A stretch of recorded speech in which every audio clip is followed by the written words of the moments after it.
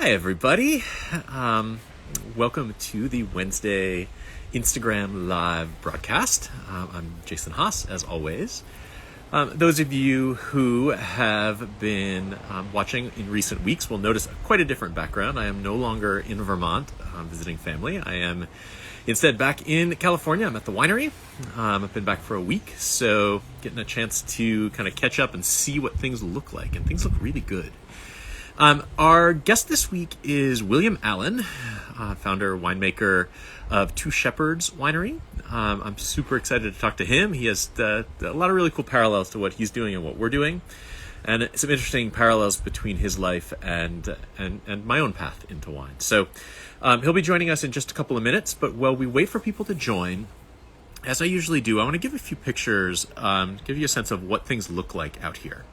So I thought I would start on Scruffy Hill. So this is our entirely head-trained, dry-farmed vineyard block that we planted in 05 and 06 as in the end, the chance to be a kind of a self-sufficient block designate.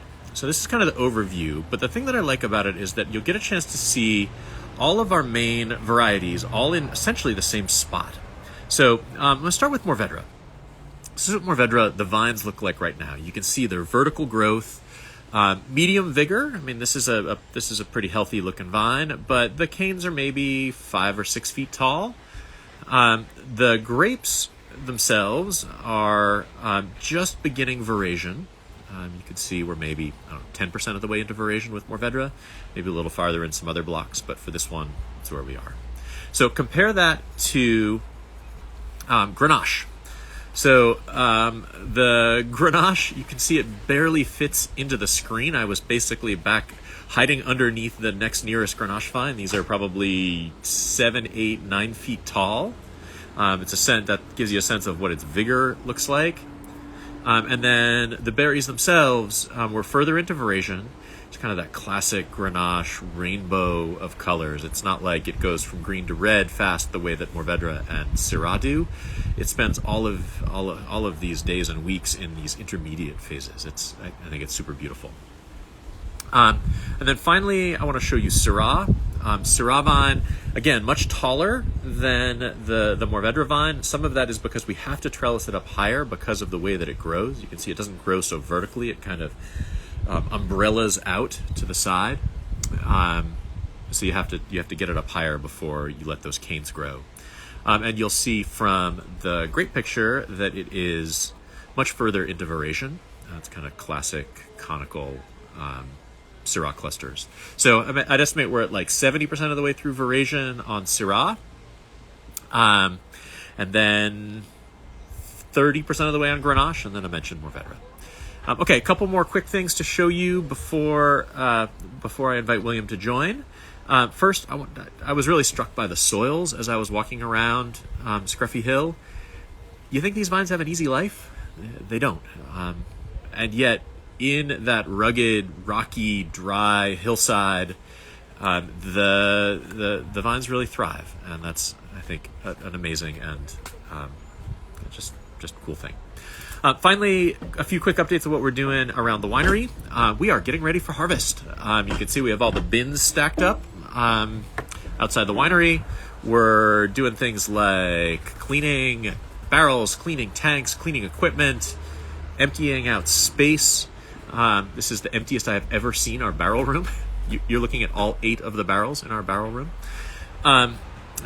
Presses are ready. And then finally, at the tasting room, this is the last picture, we have set up a picnic area. We haven't been able to welcome picnickers really since we reopened from COVID. So now we have a separate tasting space and then those picnic tables. Okay, I'm going to stop sharing and I'm going to invite William to join. There we go, joining from Two Shepherds Wine. Pay no attention to the truck behind me. If you can hear it, I apologize. Hey, how are you, William? Hello. Can you hear me okay? You look great. You sound great. You have barrels behind you. I didn't warn everybody, but There's a forklift going your by. First day of harvest of 2021. Yep. just rolled in with 7 tons of Vermentino literally an hour and a half ago. So I've got my alien ear pods on, so that's cutting out some of the background noise because the ladies are crushing and destemming as we speak. Awesome. So where's that Vermentino coming from?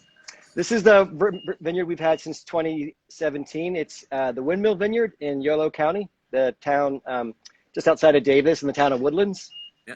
It's a pretty cool project. Steve Mathiasen was the original consultant and gets quite a bit from it himself. And we're getting probably 18 tons this year, and we're looking to grow that pretty dramatically the next couple of years. Awesome. So it's exciting. Cool. Well, I'm sort of getting ahead of myself. Usually I like to ask people to kind of start by talking about what their path was into wine. Like, did you know, I don't know, as you were growing up, that wine was something you were interested in? Was wine on your table as you were getting into adulthood? I don't have the romantic story that some people do. I did grow up in a small British Commonwealth country, so the island of Bermuda. And European wine was prevalent, but I'm embarrassed to say my parents drank stuff like Mateus Rosé and Little Blue Nun. So I will say out of college, my first wine I was drinking was Sutter Home White Zinfandel, which I admit to some shame.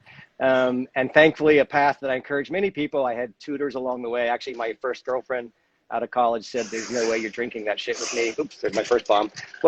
Well, while we're going out, so she taught me to drink Pinot Noir and Chardonnay and Cabernet, and then it's just a very organic path, very much like the winery. There was no master plan. Experiences just keep happening.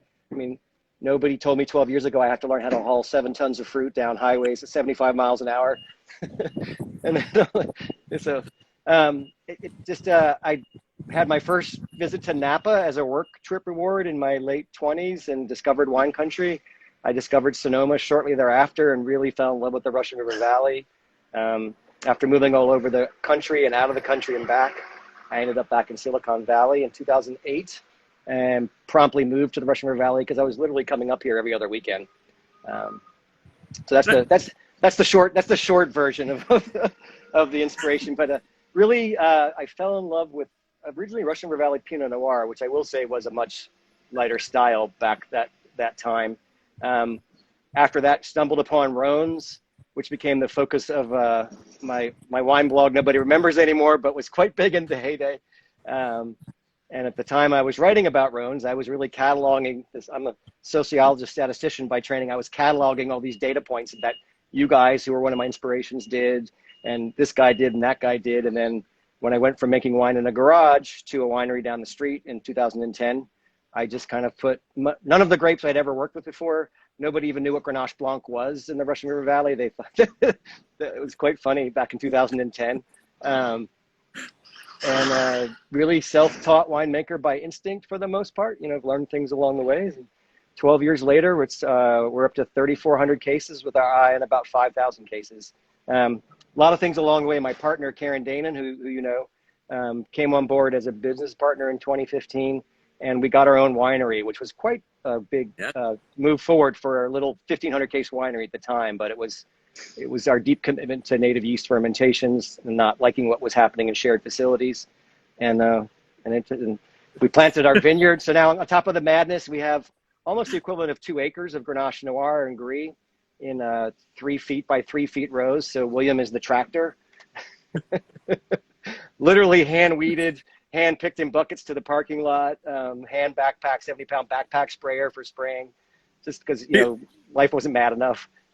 People think that winemaking is such an elegant profession.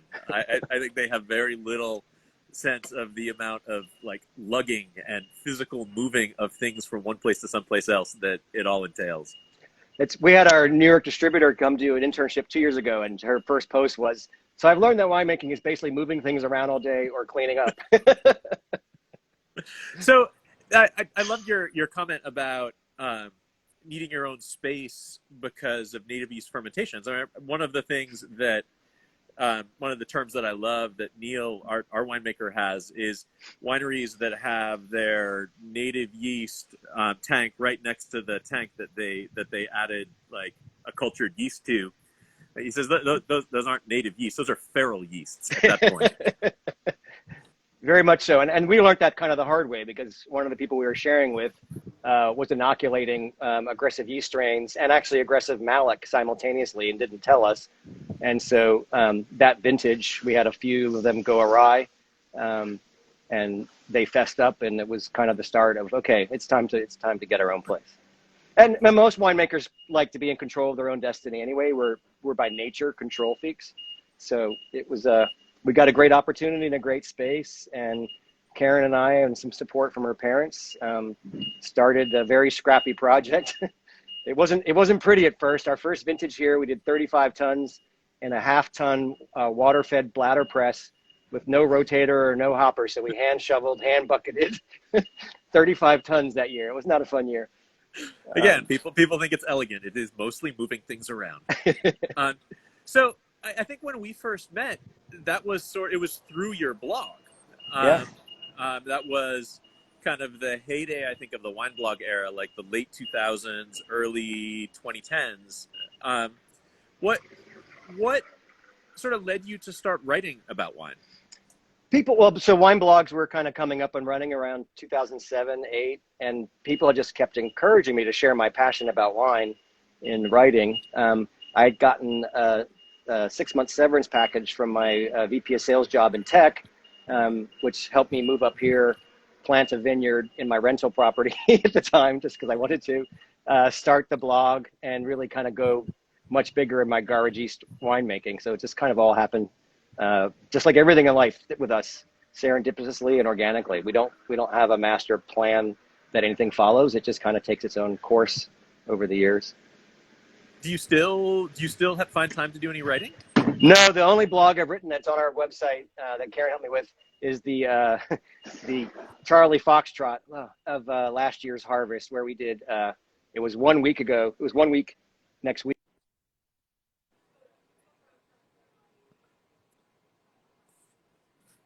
And we brought in 45% of our fruit in 4.5 days. So we will never. So we cataloged that. That's the only blog post. I would love to go back to writing. We have a whole thing picked out for Tales of the Shepherd. It's never going to happen. I mean, with the vineyard and growth, and frankly, us trying to get a path to quality of life. At the same time, we've been building the winery. We bought a dilapidated piece of land that was barely inhabitable in 2009, and between Karen and I have transformed it from just about everything on the property. Literally every inch has been rebuilt, replanted, renovated. And so we're really now trying to enjoy some of that quality of life as well. And our animals, highlight of our farm is we have 3 Sicilian miniature donkeys, 2 Nigerian dwarf goats, 1 baby Nigerian dwarf goat, 1 big goat that we rescued, 2 inside-outside gopher killer cats, and 2 Australian shepherds. So we have a full-time job just with that. Awesome. Yeah, there's it's a busy life. Though you say this at the same time, I just finished drafting a blog post for us that goes through the wines that we're going to send out to our wine club coming up a little later this fall. There was a stretch where, like, I just was having trouble finding things to write about. Like, I felt like I'd written about everything already, or it was hard to feel like that was an important use of my time. And somehow during the pandemic, I feel like I've kind of rediscovered the love of spending that time trying to put creative thoughts on screen. It's, I don't know, like you said, you never know where things will take you. Yeah, it takes a lot of energy, and as you know, I'm rooting for you to write a book. So I hope that I'm glad you're back to your writing. I think you're one of the most undersung, well-written people in the wine industry. So we look forward to your blog posts. We send them out to people. I learn things myself from them. So I think the community at large, both inside the wine industry and without, really, really appreciates it. Cool. Well, thank you. I appreciate that. It really is. It's something that I almost always enjoy the time I spent doing it. It's a question of making the point to carve out that time from all of the other things that are probably more pressing. So in that way, the pandemic, where I'm not on the road, like I'm not going out and hosting wine dinners and doing tastings and traveling around with our distributors, like I've had more time, and it's been one of the ways I've really enjoyed spending it. I don't think people realize just to write even a few quality paragraphs can take a large amount of time, and you go to a degree most people don't in the quality and depth of your work. I can only imagine sometimes how much time that must take you to print out a quality piece. Yeah, sometimes they just like flow out fully formed, and then there's times where I feel like I've fought with them for weeks before they finally emerge. Yeah. So, what is your mix now in terms of what you're making? How much of it is still Rhone? How much of it is sort of Rhone adjacent, like Vermentino? And how many things are just kind of new? How do you what does it look like, and how did you get there? It has changed quite a bit. Starting in 2017, we were looking really seriously at a couple things. We had come back from the Raw Natural Wine Fair, really inspired, decided to stop being half pregnant, and had all of our growers either go organic or we actually changed the main vineyard we would source from. I was honestly also really kind of getting a little bored with Viognier, Marsanne, Roussanne. We wanted some other sources for some things. I knew I had Vermentino and Picpoul coming on. We wanted to expand our orange wine program, and since we couldn't get any more Trousseau Gris because there's only one planting in California across the street from us, and I like Pax and Scottish Lily Laid too much to run over them to get their rows. So we started on a skin contact Pinot Gris as an experiment. That same year, we did an experiment with our Carbonic Carignan, our skin contact Vermentino, and they all started as 1 to 2 barrel science projects. That the Pinot Gris, for example, now is our single largest production, 550 cases. We went from 2 rows to the entire vineyard. We can't expand anymore, and it's our best. It's one of our best sellers. We don't have Mourvedre right now, but we're in strategic conversations with 2 or 3 new growers. We're pretty specific. There's a lot of things people don't realize about people who buy fruit, that somehow it's more like a negociant or less quality. But all of our vineyards, save one, we have long-term contracts. We have row-specific allocations or entire blocks in some cases, and pretty rigid control over things that occur. And so that's the only way that we will do the new vineyard. So we're looking to got to iron a few new things, but I have to say orange wine has been super hot. Of the 3 colors that we make, actually didn't release any rosé bottled last year. It went into one of our canned sparklings, reds, which we'll talk about. But actually, orange wine was the single largest of the 3 colors that we made in 2020 out of our 3,400 cases. And what is your mix now in terms of what you're selling direct versus what's going through the wholesale market? We're probably about 50. It's the numbers. It's been really interesting through the pandemic. I mean, like everybody, I thought we were going to go out of business, and we practically shut the winery down the first 2 months. And then, our loyal customer base, which we started as all DTC, but we've got some big markets now. We're only in 7 markets, but they do really well. California being extremely strong. There's 12 sales reps in the state, so we do a lot through them as well. We want to expand to some more states. We're kind of in a supply issue right now, so we're looking at a few more states to go into, and then also doing that. So, but I'd say about 50-50 direct to consumer. Some products like the sparkling cans we just released, that was probably 70% direct to consumer, just based on demand. We selfishly kind of kept that for ourselves. It's a lot of hand selling too, selling canned wines. So we're trying to seed the market with that. And that was probably our biggest explosion project. So we went to 20% of our production, 900 cases in cans this year, after our 150 case science project in 2020. Question from Rick: is there a tie between Two Shepherds and Fields family? Yes, he is. Ryan Sherman is my brother from another mother. We only see each other like once a year, but we always have a good night of it when we do. And we did a collaboration Grenache Blanc 3, 4, or 5 years ago. I don't remember when. I think 2016. Sorry, that's not good. So one of the things.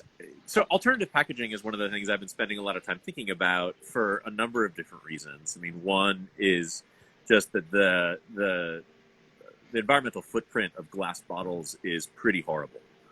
If you look at a lot of the like the best information that's out there, the packaging accounts for something like 40% of the total carbon footprint of wine.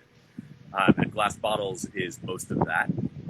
So the more that any of us can move into packages that are either using lighter weight bottles or not bottles. I mean, I know for us, a lot of that's been kegs. We sell several, 2,000 or 3,000 cases worth of wine in reusable stainless steel kegs every year. And part of the reason that's so appealing is that it's zero waste and essentially like nothing you have to throw out or recycle at the end.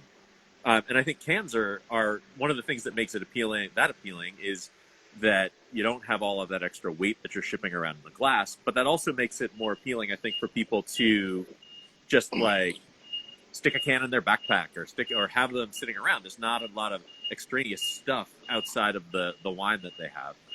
Was that part of your thinking in moving to cans, or was it something that was just people were asking for and therefore you were going to do it? It was kind of a combination, and we have a good summary. I'll just do those. On our webpage, we have a Yes We Can landing page where we talk about all the facts about cans, both from environmental and quality. Karen, my partner, whose day job is in wine research, was really tracking and pushing me, that the fairly similar to the cider market, that premium wine in a can was going to become a big thing, and we should try and get on that track. I was honestly a can pundit, and I still, for the most part, am not overwhelmed with many of the still wines in a can. And what kind of coalesced is I've been doing pet nap projects for years, but I didn't want to, especially last year, it was impossible to, in the middle of harvest, stop and hand crown cap 300 cases. I'm also we had already gone to featherweight glass years ago, and I just refuse for a $22 pet nat to ship 60-pound cases all over the country when a case of cans weighs 24 pounds. So we did a science project with a sparkling red. So, it was a big gamble. First sparkling ever, first can wine ever. Sparkling reds, you can count on probably one or two hands in California. We did some really creative packaging. Actually, we just found out we won third place on the Wine Business Monthly Alternative Packaging Contest in 2 categories. Our brilliant graphic designer, Amy Noonan. You can see the cans on our website, but they're really creative. The Bucking Luna is a sparkling red that last year was kicking the coronavirus in the face, and this year is kicking a certain orange face spray tanned former president as well.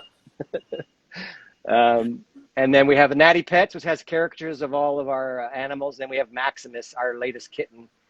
So they're big success. 900 cases we sold in 2 months. I mean, we're sold out. It was almost unbelievable.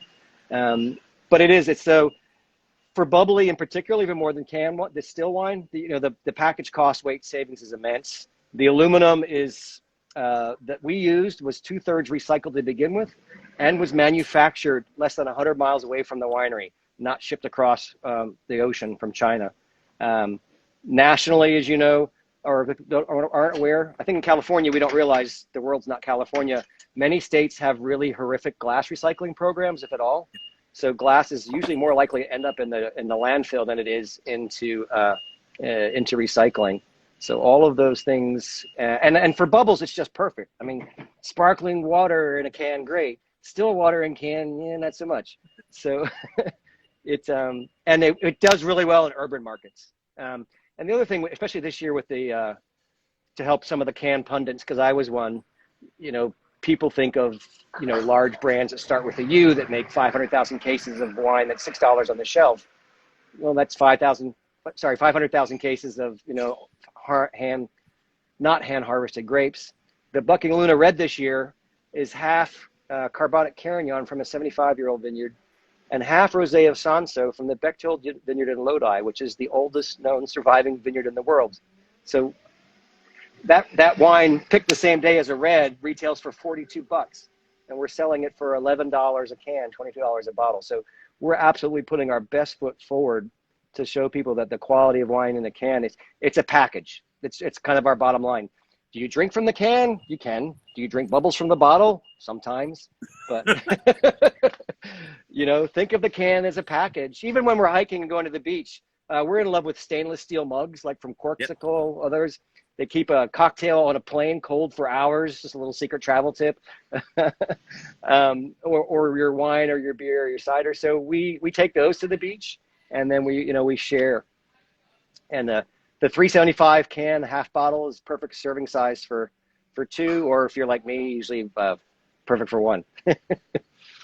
So, what is your? If you were going to predict, do you think that's going to be an even bigger piece of your mix going forwards? The only thing we're going to expand this year is our piquette, which is a beverage that it's funny. It's super hot. Every wine buyer wants it. 95% of consumers still don't know what piquette is. And there's some of that on our pitch too. The very short version is it's a centuries-old tradition of making a wine beverage. So piquette is not a grape; it's a wine beverage that disappeared from existence, literally, and then Wild Ark Farms in Hudson Valley, New York, resurrected it as a way to reuse pumice. So what we do is we take grape skins that have been pressed. In our case, we use our carbonic carignan, which is perfect because the grapes are still 80% unfermented. So there's tons of residual sugar in the skins. And so then we hydrate it, let it sit for 5 or 7 days, pull out the sugars and the flavor and the tannin, repress it, and you get a 5 to 7%. Typically, there are many still piquettes. I think their best is carbonated. So anyway, long story short, that was our smallest can this year because I had never done it. And I thought we were kind of ballsy to do 200 cases of a wine we never made. We're going to do 500, 600, 700 cases this year. That product sold out in 3 days in most of our distributors markets. I only gave them 30 cases, but still it was, the other, we're down on yields. We had hoped for a growth year this year. We're probably flat, even with bringing in a new test vineyard, just because of yields are down. And a few other things. So the other two lots will stay the same. So our other overall growth, but the can wine, we'll add 400 to 500 cases primarily because of the piquette.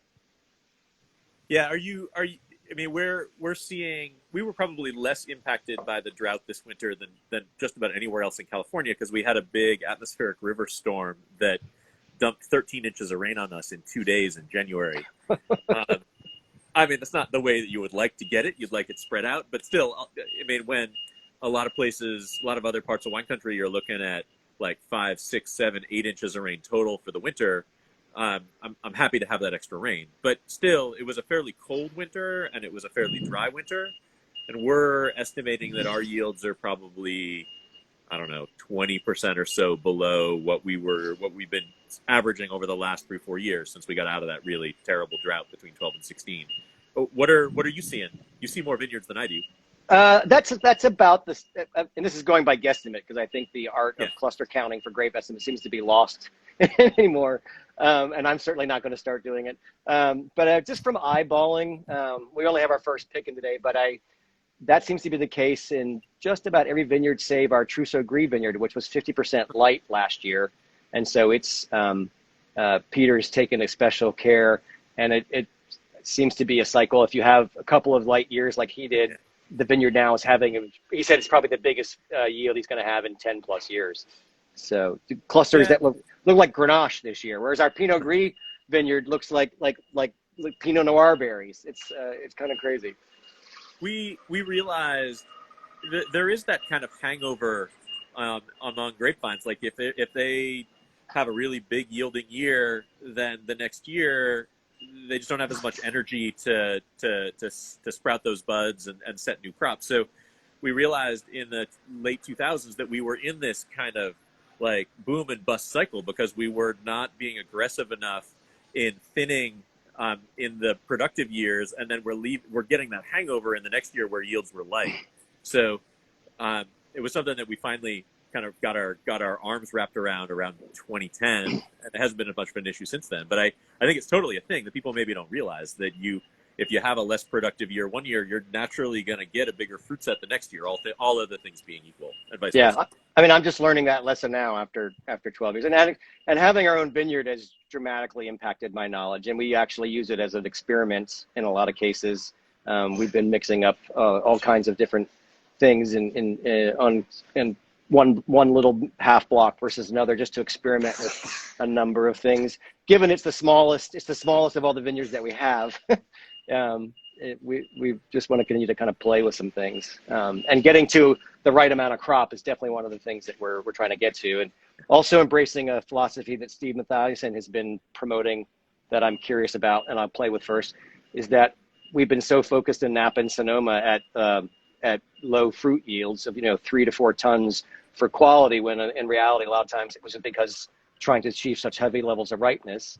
So we're experimenting with some of our Grenache this year in Grenache Gris, letting it get to about 6 tons per average per acre, and seeing, is it really especially in the light fresh style of wines we make, is that really that big of so far the rows with the most fruit look the most healthy. So we made that determination. Can't remember when, maybe a decade ago, that particularly Syrah for us, if we hold the yields down too much, it becomes so tannic and too alcoholic. So we like it better with yields around 4 tons an acre, 4.5 if we can get them, compared to say 2.5. It's just it's too much. You don't need that much intensity to make a wine that has good fruit and good structure and yet still has balance and elegance. Yeah, and for people who haven't had our wines, I mean, we make very light.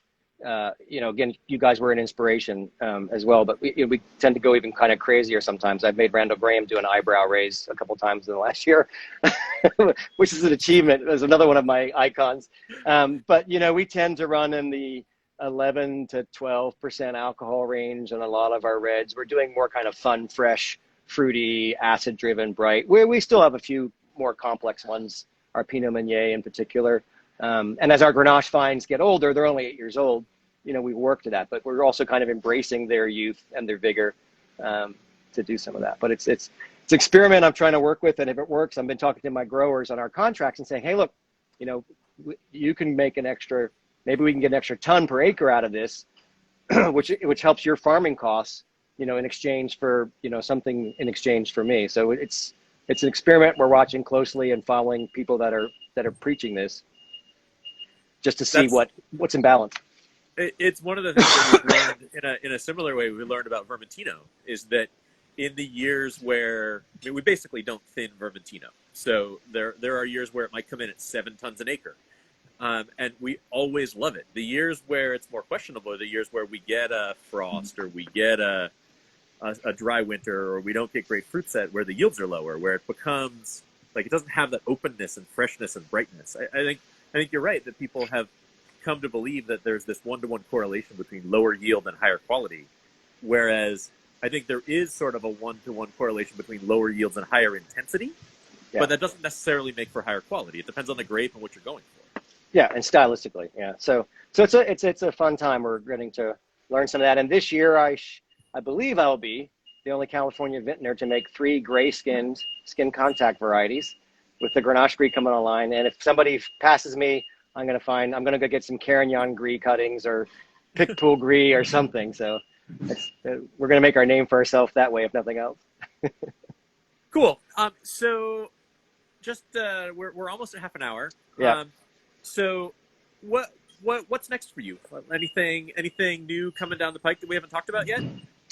No, Grenache Gris is probably our new thing this year. So that's the only new thing. I am looking to bring in a couple other varieties, both Rhone and non-Rhone, but we make that happen when it fits. We're not rushing into. We haven't had Mourvedre for a couple of years. The roll hasn't ended. I haven't found a grower combination that I like. So I really the big thing for us the next couple of years is this push to try to get to 5,000 cases, figuring out how we do that, in ways, and kind of how that pans out for us, both in staying focused on direct to consumer, which we got our wake up call, really getting to reconnect with all of our customers during the pandemic, and at the same time we've learned a lot about distribution, good ones and bad ones. And so I think we have a model for success right now. The amount of love we're getting out of some of our markets on social media is almost overwhelming, like 20, 30 posts a day sometimes on the can wine. So we're just, so we're just trying to figure it all out and hopefully have a little bit of fun in between. Yeah, I think we've learned more in the last year and a half about things that we can and should be doing to connect with our customers directly, ways to make better use of the potential multiplier effect of being out in distribution, and just how to tell our story to people who can't physically come and be in the same place as us. I mean, we've learned more in a year and a half than I feel like we learned in 15 years before that. Yeah. It's been, we're glad to see people. We're glad to have people back for tastings, but we definitely want to continue to try and stay connected to the, we like to say we make wine for the people, and it's nice to interact with the people. We try and have as much of personal touches as we can. So. Cool. Awesome. Thank you so much, William, for taking time out of what I know is always a crazy time harvest anyway, and your first day of picking is likely probably you weren't expecting to spend half an hour in the middle of it sitting in front of your phone. But for people who want to know more about what you're doing at Two Shepherds, what's the best way for them to find out? Can they come and visit? So we a lot of small wineries don't do tastings during harvest. We try and fit as many as we can, and I have a brilliant harvest crew of three ladies who are very talented and experienced. So typically in the afternoons, we're finishing up things, and I'm able to do tastings. We were doing a lot at the farm. People have really, one of the pluses of the pandemic is we've had appointments at the farm, and people get to meet the animals and all that. That will be a little less common, but go to our website. We've got a contact, how to make arrangements for an appointment. And please don't be shy about trying to see us during harvest, except for Sundays. And unless you're somebody that we love dearly, Sundays is the one half a day we take off to do something else. But yeah, we would email, call, text. We are very available. We have personal connections with many, many of our thousands of customers. I have a wonderful blue-haired grandmother in New York who calls me every 3 months just to order a case. So we do it the old-fashioned way too. It's great. So anyway. Awesome.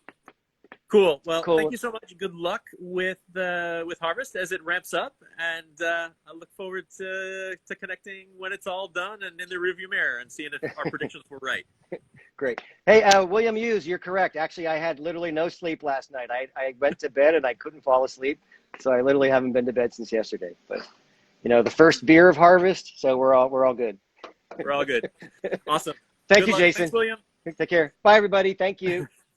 And for those of you who are regular attendees of our Instagram Lives, join me in 2 weeks. The next two guests that we have, I think, are going to be super fun, very different. We have Tanya Pitts, who is one of the great wine directors in San Francisco, and super involved in promoting diversity in wine. And then we have Matt Kettman, the wine writer for our region, for the Wine Enthusiast and for the Santa Barbara Independent. So those are our next two guests. If you want details, check out our website, tablascreek.com. Otherwise, thank you for joining, and I will see you in 2 weeks.